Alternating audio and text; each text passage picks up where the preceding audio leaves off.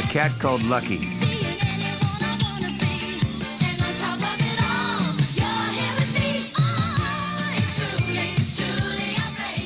Jem, the outrageous pop star, turned on the mini TV that was set in the dashboard of her car, the Rockin' Roadster.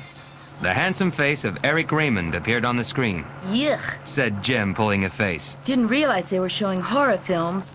Eric Raymond was the scheming music executive who wanted to prove that his group, the Misfits, were better than Jem and the Holograms. His ultimate aim was to take complete control of Starlight Music. The snag with his plans was that the Misfits were, quite simply, lousy. I understand that Starlight will soon be issuing new singles by the Misfits and Jem and the Holograms, said the TV reporter. That's right, smiled Eric smoothly. The Misfits single will be totally new and exciting. And what about Jem's single? Asked the reporter.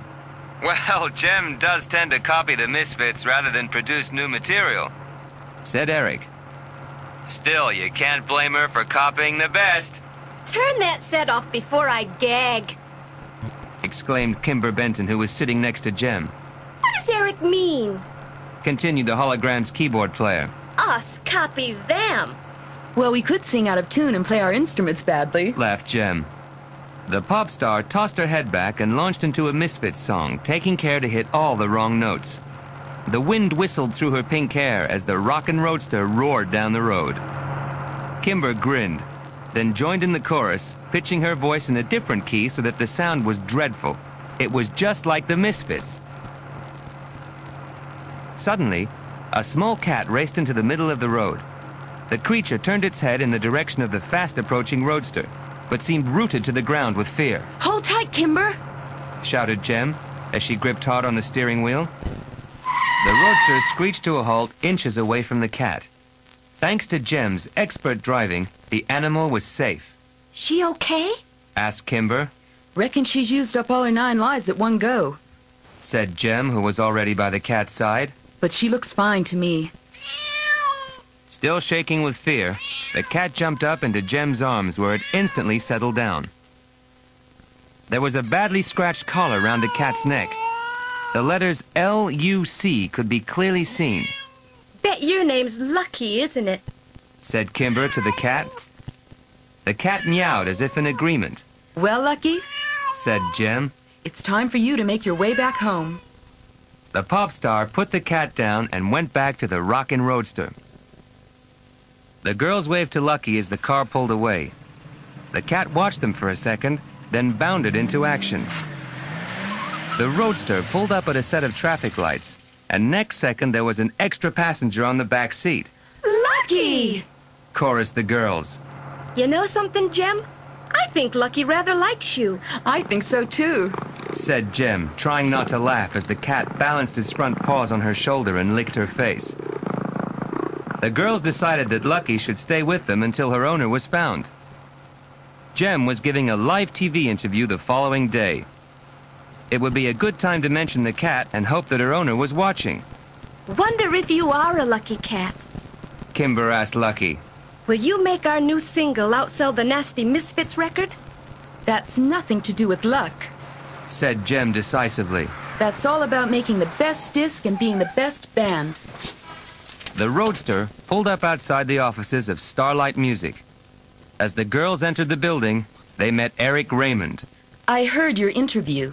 Said Jem icily. Thanks for putting in a good word for us. Everyone knows that your group is second-rate, said Eric, looking smug. You shouldn't be called the Holograms. You should change your name to the Copycats. Whether it was the mention of the word cat, or whether it was because Lucky didn't like Eric, it was difficult to say. But the cat suddenly arched her back and hissed menacingly. Eric had not seen Lucky curled up in Jem's arms. Get that thing away from me, snarled the normally cool and unflappable record executive. I don't like the look of her, Feelings mutual, sweetie. said Jem as she made her way into the building.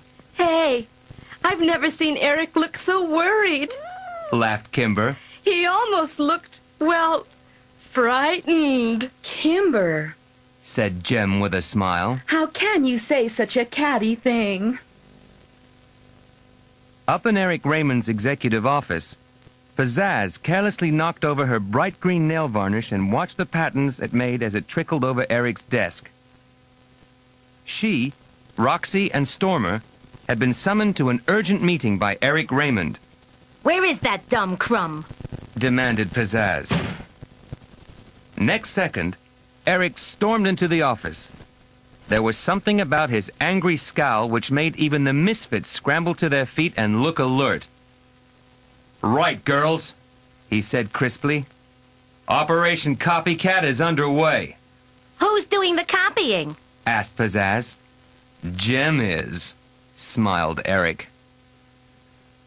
"For the last few weeks, I've been telling all the media people that Jem can only copy us," continued Eric excitedly. "Now we're going to rush release our record into the shops. A few days later, Jem will bring out her new single, and it will sound the same as ours." But... began Stormer uncertainly.